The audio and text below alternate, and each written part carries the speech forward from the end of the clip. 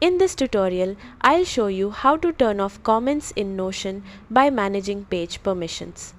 By the end, you'll know how to prevent others from adding comments and keep your pages focused and distraction-free.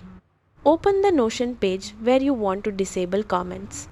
Click Share in the top right corner to review the page's sharing and permission settings. If the page is shared with other people, locate the permissions for the members or guests who have access. Change their permission from Can Comment to Can View or another permission level that doesn't allow commenting.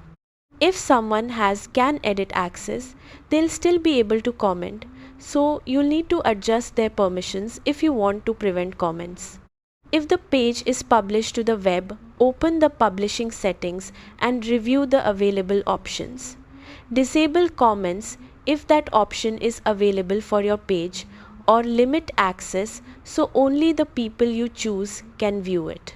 Once you've updated the permissions, ask another user to open the page and confirm they can no longer leave comments. If comments are still available, check that you've changed the correct permission for every shared user and verify that no one has higher access through the parent page or team space. That's how to turn off comments in Notion. Thanks for watching.